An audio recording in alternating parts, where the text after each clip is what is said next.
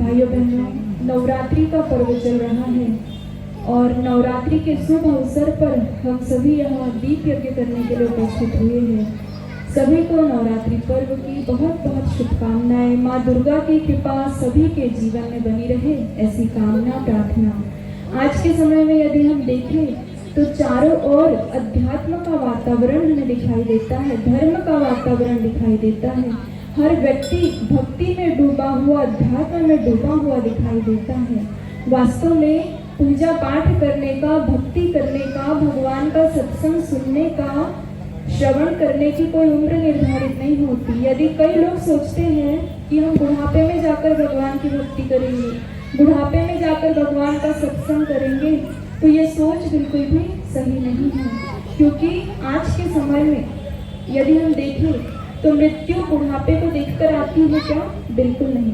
इसलिए भर्तृहरि ऋषि कहते हैं, जब तक शरीर स्वस्थ है, जब तक हमारी इंद्रियां काम कर रही है, जब तक हमारी आंखें देख पा रही है, कान सुन पा रहे हैं और हाथ पैर काम कर रहे हैं, तभी तक विवेकवान लोगों को, जो अपने आप को विवेकवान समझते हैं, ऐसे लोगों को भक्ति प्रारंभ कर देनी चाहिए, अध्यात्म का कार्य प्रारंभ कर देना चाहिए। क्या कहते हैं भर्तृहरि ऋषि? वे लिखते हैं, आंखों में पड़ेगा जाला, नाक में बहेगा नाला, बीमारी से पड़ेगा पाला, तब क्या करेंगे माला। जब हमारा यह पूरा शरीर बीमारी से ग्रस्त हो जाएगा, हाथ पैर काम करना बंद कर देंगे, आंखों से दिखाई देना बंद हो जाएगा, कानों से सुनाई आना बंद हो जाएगा, तब यदि हम भगवान की भक्ति करने बैठे, माला जप करने बैठे, तो हमारा ध्यान लगेगा क्या? बिल्कुल नहीं। इसलिए हम बिल्कुल भी ये ना सोचें, अभी से हम भगवान की भक्ति करें, पूजा पाठ करें, माला का जप करें और सत्संग सुने और अपने जीवन को धन्य बनाएं। क्योंकि कई लोग सोचते हैं कि बुढ़ापे में भक्ति करेंगे, लेकिन वो लोग ये भूल जाते हैं कि जवानी की राख से शमशान भरे पड़े हैं। आजकल की हकीकत है, जवानी की राख से शमशान भरे पड़े हैं और लोग कहते हैं बुढ़ापे में भक्ति करेंगे। आज के समय में मृत्यु जो है वो बुढ़ापा देखकर नहीं आती। आज के समय में तो व्यक्ति चलते फिरते हंसते गाते मृत्यु को प्राप्त हो जाता है। इसलिए हम बिल्कुल भी बुढ़ापे का इंतजार न करें, अभी से हम भगवान की भक्ति में लगे। और आज के समय में ऐसा ही दिव्य वातावरण हमें दिखाई देता है, चारों ओर अध्यात्म की लहर है, चारों ओर आध्यात्मिक वातावरण है। और ऐसे वातावरण में हम आप सभी माँ दुर्गा के प्रांगण में सत्संग सुनने के लिए, दीप यज्ञ करने के लिए एकत्रित हुए हैं। बहुत कम समय में यहाँ परम पूज्य गुरुदेव का संदेश आपको दिया जाएगा, इसलिए ध्यान पूर्वक सुने, समझे। बहुत संक्षिप्त में यहाँ से दीप यज्ञ होगा। सबसे पहले नवरात्रि का पर्व है, तो हमें पता होना चाहिए कि नवरात्रि क्या होती है, नवरात्रि किसे कहते हैं। भाइयों बहनों, एक वर्ष में 4 बार ऋतुओं में परिवर्तन होता है। वर्ष में 4 बार परिवर्तन का समय होता है। एक ऋतु जाती है और दूसरी ऋतु आती है, तो ऋतुओं में परिवर्तन की संधि बेला को हम नवरात्रि कहते हैं। 4 बार नवरात्रि आती है। 2 नवरात्रियों को हम गुप्त नवरात्रि कहते हैं और 2 नवरात्रि जिसे हम सामूहिक रूप से मनाते हैं वो है आश्विन नवरात्रि और चैत्र नवरात्रि। 6 महीने के अंतराल में हम नवरात्रि को मनाते हैं। ये समय कुछ ऐसा ही है, इसमें एक ऋतु जा रही है और दूसरी ऋतु आ रही है, तो बीच की संधि बेला को नवरात्रि कहा जाता है। और नवरात्रि में क्या किया जाता है? साधना की जाती है। नवरात्रि में साधना की लहर दुनिया में चलती है। आप सभी ने सुना होगा कि हवा की विपरीत दिशा में यदि साइकिल चलाई जाए, हवा इधर चल रही है और साइकिल हम इधर से चलाए, तो साइकिल वाहक को बहुत मेहनत करनी पड़ती है। लेकिन जिस दिशा में हवा चल रही है उस दिशा में यदि साइकिल चलाई जाए तो साइकिल वाहक को कोई मेहनत नहीं करनी पड़ती, साइकिल अपने आप चलती है। कहने का मतलब नवरात्रि में साधना की लहर चलती है, साधना की हवा चलती है। इसलिए हमारे द्वारा की हुई थोड़ी सी साधना भी अनंत गुना फल प्रदान करने वाली होती है। इसलिए हम नवरात्रि में साधना करें।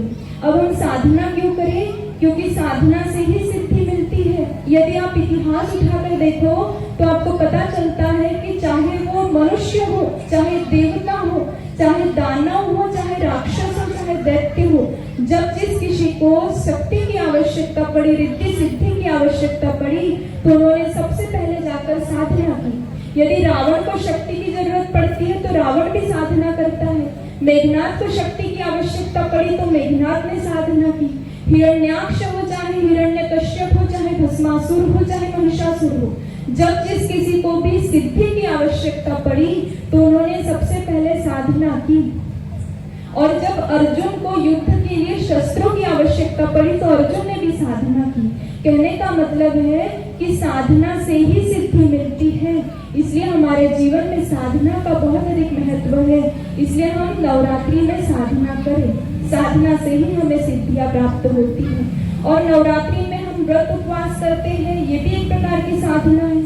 साधारण दिनों में यदि हम एक दिन खाना खाना भूल जाए तो हमें कमजोरी सी महसूस होती है। किसी काम में हम व्यस्त हो जाते हैं, खाना खाने का टाइम नहीं मिलता तो थोड़ी कमजोरी लगने लगती कि आज खाना नहीं खाया। लेकिन नवरात्रि में पूरे 9 दिन ऐसे ही निकल जाते हैं। लोग 2-2 टाइम का व्रत रखते हैं लेकिन उन्हें कोई कमजोरी नहीं महसूस होती, क्योंकि ऊर्जा मिलती है, शक्ति मिलती है। तो ये एक प्रकार की साधना है। और साधारण दिनों में यदि हम कुछ देर मौन रह लेते हैं, चुप रह लेते हैं, तो हमें थोड़ा अजीब लगता है। लेकिन नवरात्रि में लोग मौन साधना करते हैं।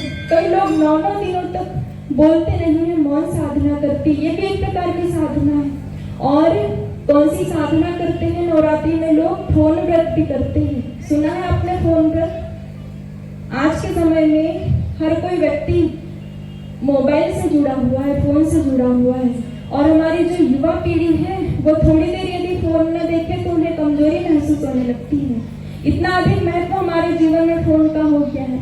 लेकिन फिर भी हर व्यक्ति जो इतना लगाव फोन से है, लेकिन कई लोग क्या करते हैं, नवरात्रि में फोन व्रत करते हैं। 9 दिनों तक अपने फोन को बंद करके रख देते हैं और भगवान की भक्ति करते हैं। ये भी एक प्रकार की साधना है। तो इस प्रकार की साधना हम करें, क्योंकि साधना में क्या होता है, हम शक्तियों को संग्रहित करते हैं, ऊर्जा को एकत्रित करते हैं, ताकि आने वाले 6 महीनों तक हम उस ऊर्जा का उपयोग करके अपने जीवन को सुरक्षित रख सके। 2 नवरात्रियों में हम साधना करते हैं, आश्विन नवरात्रि और चैत्र नवरात्रि। और दोनों में अंतर कितना होता है? 6 माह का। तो इस नवरात्रि में हम साधना करेंगे, ऊर्जा प्राप्त करेंगे, तो वो चैत्र माह तक हमें सुरक्षित रखती है। और चैत्र माह में फिर से हम साधना की शक्ति एकत्रित करेंगे तो वो अगले 6 महीनों तक हमारी सुरक्षा करती है। इस प्रकार नवरात्रि में की हुई साधना वास्तव में हमारे जीवन के लिए बड़ी महत्वपूर्ण होती है। और हम किसी भी क्षण साधना कर सकते हैं। ये जो 9 दिन और 9 रातें होती है ना, इसमें एक समान ऊर्जा बनी रहती है। सुबह के समय चाहे दोपहर हो चाहे शाम हो, किसी भी समय हम भगवान के पास बैठकर साधना करें तो ये हमारे लिए उपयोगी होता है। और हम नवरात्रि में क्या करें? गायत्री मंत्र की साधना करें। आप सभी को पता है कि गायत्री मंत्र बहुत अधिक पावरफुल है। अमेरिका के वैज्ञानिकों ने रिसर्च की कि एक गायत्री मंत्र को यदि हम जपे तो 1,10,000 वाइब्रेशन उत्पन्न होते हैं। इतना पावरफुल है गायत्री मंत्र। वही गायत्री मंत्र जिसके विषय में शास्त्रों में वर्णन आता है। क्या वर्णन आता है? नास्ति गंगा समम तीर्थम न देवः केशवात् परः गायत्र्यास्तु परम जाप्यम न भूतो न भविष्यति। अर्थात गंगा के समान पवित्र तीर्थ दूसरा कोई नहीं, भगवान कृष्ण के समान देवता दूसरे कोई नहीं, ठीक इसी प्रकार गायत्री के समान मंत्र दूसरा कोई नहीं। न भूतो न भविष्यति है गायत्री मंत्र। इतना अद्वितीय है, इतना विलक्षण है, इतना पावरफुल है गायत्री मंत्र। वैसे ही अपने आप में शक्तिशाली है, लेकिन कहते हैं कि नवरात्रि में गायत्री मंत्र की जो शक्तियां हैं वो और अधिक बढ़ जाती है। और यदि कोई नवरात्रि में गायत्री मंत्र का अनुष्ठान करे, गायत्री मंत्र का जप करे, तो वो अनंत गुना फल प्रदान करने वाला होता है। साधक की सभी इच्छाओं की पूर्ति करता है गायत्री मंत्र। इसलिए हम नवरात्रि में गायत्री मंत्र की साधना करें। और क्या कर सकते हैं हम नवरात्रि में? रामचरितमानस का पाठ कर सकते हैं, श्रीमद् भगवद गीता, जो हमारे सनातन धर्म के भारतीय संस्कृति के अद्भुत ग्रंथ हैं, उन सभी का पाठ हम करें। दुर्गा सप्तशती का पाठ हम कर सकते हैं। कुल मिलाकर नवरात्रि में हमें भगवान की भक्ति करनी है, साधना करनी है और शक्तियों को संग्रहित करना है, एकत्रित करना है। भाइयों बहनों, इन नवरात्रि में हम माँ दुर्गा के 9 स्वरूपों का पूजन करते हैं। माँ दुर्गा के शैलपुत्री स्वरूप का पूजन किया। इन्हें शैलपुत्री क्यों कहा जाता है? ये पाषाण भेद कर आती है, पर्वतराज हिमालय की पुत्री थी, इसीलिए इन्हें शैलपुत्री कहते हैं। दूसरे दिन हमने माता के ब्रह्मचारिणी स्वरूप का पूजन किया। ब्रह्म में विचरण करने वाली होती है, इसलिए हम इन्हें ब्रह्मचारिणी कहते हैं। तीसरे दिन हम माता के चंद्रघंटा स्वरूप का पूजन करते हैं। इनके मस्तिष्क पर अर्ध चंद्र होता है, जो शांति शीतलता का प्रतीक होता है। चौथे दिन हम माता के कुष्मांडा स्वरूप का पूजन करते हैं। कहा जाता है यथ पिंडे तथा ब्रह्मांडे, ब्रह्मांड की उत्पत्ति में सहायक देवी है। पांचवें दिन हम स्कंद माता के स्वरूप का पूजन करते हैं, जो भगवान शिव जी के पुत्र कार्तिकेय जी की माता कही जाती है। छठे दिन हम का पूजन करते हैं, कात्यायनी स्वरूप का पूजन करते हैं। कहा जाता है कि कत ऋषि के पुत्र हुए कात्यायन, और कात्यायन ऋषि ने कठोर तपस्या करके वरदान प्राप्त किया कि देवी आप मेरे घर पुत्री के रूप में जन्मे।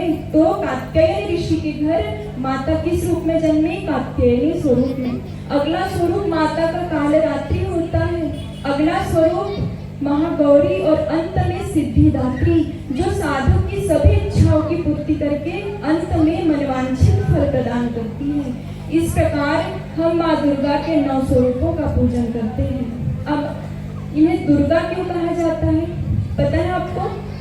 दुर्गम दैत्यों का अंत करती है, इसलिए इन्हें दुर्गा कहा जाता है। जब जब इस धरती पर ऐसे असुर आए, ऐसे दानव आए जिन्हें और कोई मार नहीं सकता था, ऐसे राक्षस आए जिन्हें कोई भी पराजित नहीं कर सकता था, तो ऐसे समय में किनका उद्भव होता है? आदि शक्ति माँ दुर्गा का। दुर्गम दुर्गम दैत्यों का ये वध करती है, इसलिए हम इन्हें दुर्गा कहते हैं। एक असुर था, क्या नाम था उसका? महिषासुर। जो महिषासुर था उसका आधा शरीर भूसे का था और आधा शरीर असुर का था, इसलिए उसका नाम क्या था? महिषासुर। और महिषासुर ने भगवान की कठोर तपस्या की और वरदान प्राप्त किया। क्या वरदान प्राप्त किया? बोले मैं तीनों लोकों के किसी भी देवता से ना मरूं। तीनों लोकों में जितने भी देवता हैं कोई मुझे मार नहीं सकते, कोई भी पुरुष मुझे मार नहीं सकता। ये वरदान उसने प्राप्त किया। और जब अपने वरदान का दुरुपयोग करना शुरू किया, देवताओं को परेशान करना शुरू किया, तो सभी देवतागण त्राहिमाम करते हुए त्रिदेवों के पास गए और त्रिदेवों से पूछते हैं कि भगवान कैसे इस महिषासुर का वध होगा, कोई उपाय बताइए। तब त्रिदेव कहते हैं कि बोले हम भी इसका वध नहीं कर सकते, क्योंकि इसे वरदान क्या प्राप्त है कि तीनों लोगों का कोई भी देवता इसे मार नहीं सकता, इसलिए हम भी इसे मार नहीं सकते। फिर क्या उपाय निकाला? त्रिदेवों ने, भगवान ब्रह्मा विष्णु महेश ने अपनी अपनी शक्ति से, अपने अपने अंश से एक देवी का निर्माण किया, जिन्हें हम दुर्गा कहते हैं। और त्रिदेवों ने अपने अपने अस्त्र शस्त्र माँ दुर्गा को प्रदान किए। तब माँ दुर्गा 9 दिनों तक महिषासुर से युद्ध करती है और 10वें दिन महिषासुर का मर्दन करती है, उसका वध करती है। इसलिए हम माँ दुर्गा को महिषासुर मर्दिनी भी कहते हैं। आइए नवरात्रि के शुभ अवसर पर महिषासुर मर्दिनी स्तोत्र के माध्यम से माँ दुर्गा की वंदना करें। अंगिरि नंदिनी नंदित मेदिनी विश्व विनोदिनी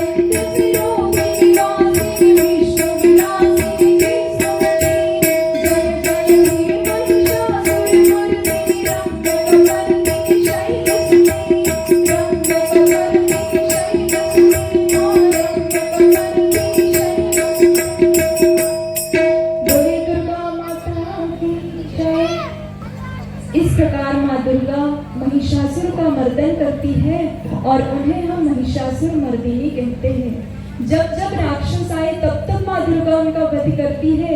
एक राक्षस था, उसका नाम था रक्तबीज। उसे वरदान प्राप्त था कि उसके रक्त की एक बूंद भी जमीन पर गिर जाती थी तो उतनी ही मात्रा में दूसरे नए राक्षस बनकर तैयार हो जाते थे, इसलिए कोई भी उसे मार नहीं पा रहा था। तो ऐसे समय में माता किस रूप में आती है? काल रात्रि रूप में, काली का रूप धरकर आती है, खप्पर धारण करके आती है और उस रक्त बीज का वध करती है। उसके रक्त की बूंद को जमीन पर नहीं गिरने देती, अपने खप्पर में धारण करती है और उसका रक्तपान करती है। इस प्रकार माँ दुर्गा रक्त बीज का वध करती है। चाहे वो शुंभ निशुंभ हो, चंड मुंड हो, इस धरती पर जब जब दैत्यों ने, दानवों ने, राक्षसों ने आतंक मचाया तब तक आदिशक्ति माँ दुर्गा इस धराधाम पर अवतरित होती है। और भाइयों बहनों, माँ दुर्गा किसका प्रतीक है? माँ दुर्गा प्रतीक है संगठन की। हमें संगठन की शक्ति प्रदान करती है, संगठन की प्रेरणा प्रदान करती है माँ दुर्गा। और हम सभी के जीवन में संगठन का कितना अधिक महत्व है। माँ दुर्गा हमें प्रेरणा देती है कि हम मिलजुल कर रहें, संगठित होकर के रहें। यदि कोई व्यक्ति संगठन में बना लेता है, जुड़ जाता है लोगों से, तो असंभव काम को भी संभव बना देता है। इतना महत्व संगठन का होता है। आपने सुना होगा, एक स्थान पर दो लोग खड़े थे, एक का नाम था हाँ और दूसरे का नाम था माँ। तो दोनों आपस में जब खड़े हुए तो बातचीत करने लगे। हाँ क्या कहता है? बोले राजाओं में मैं हरिश्चंद्र हूँ, सबसे श्रेष्ठ राजा हरिश्चंद्र। तीर्थों में मैं हरिद्वार हूँ, जवाहरातों में मैं हीरा हूँ, मीठे में मैं हलवा हूँ। अपनी प्रशंसा करने लगा, अपनी तारीफ करने लगा। तो कुछ देर माँ ने उसकी बात सुनी, फिर माँ भी बोलता है। क्या कहता है माँ? बोले तुम चुप रहो, अब मेरी बात सुनो। माँ उससे कहता है, बोले रथों में मैं महारथी हूँ, देवों में मैं महादेव हूँ, वीरों में मैं महावीर हूँ और मीठे में मैं मालपुआ हूँ। अपनी तारीफ करने लगा। तो दोनों की जो बहस है वो बढ़ते ही चली गई, उनकी बहस, उनका झगड़ा हो गया वहां पर। तो दूर एक विवेकवान व्यक्ति खड़े हुए थे, उन दोनों की बातें सुन रहे थे। तो वो व्यक्ति उनके पास जाता है और उन दोनों को समझाता है, उन दोनों को कहता है। क्या कहता है? बोले हाँ तुम अकेले कुछ नहीं कर सकते। और माँ से कहा कि तुम भी अकेले कुछ नहीं कर सकते, तुम दोनों अकेले कुछ भी नहीं कर सकते, लेकिन बोले तुम बहुत कुछ कर सकते हो यदि तुम आपस में बंध जाओ, आपस में जुड़ जाओ, संगठित हो जाओ। और यदि हम हाँ और माँ इन दोनों को जोड़ दे, बांध दे, तो क्या बनता है? हम बनता है। और हम की शक्ति किसी से कम होती है क्या? हम में बहुत अधिक शक्ति होती है। एक अकेला व्यक्ति कुछ नहीं कर सकता, लेकिन जब यदि वो संगठित हो जाता है तो असंभव को संभव कर देता है। इस कॉलोनी के सभी लोग मिलजुल कर एक साथ आए, संगठित हुए, तभी इतना शानदार माँ दुर्गा का आयोजन यहाँ पर हो पाया। वास्तव में संगठन में बहुत अधिक शक्ति होती है। आप सभी ने अंगूर की दुकान देखी है। जो अंगूर गुच्छों में होता है उनका मूल्य अधिक होता है। कोई अंगूर यदि गुच्छे से टूट जाए तो दुकानदार क्या करता है? टूटे हुए अंगूर को अलग रख देता है, उसका मूल्य कम हो जाता है। जो व्यक्ति घर परिवार में मिलजुल कर रहता है, संगठित होकर के रहता है, तो समाज में उसका मूल्य बढ़ जाता है। और माँ दुर्गा हमें संगठन की प्रेरणा देती है, संगठन की शक्ति प्रदान करती है। इसलिए माँ दुर्गा के इन्हीं दिव्य प्रेरणाओं को, दिव्य गुणों को हम अपने जीवन में धारण करें।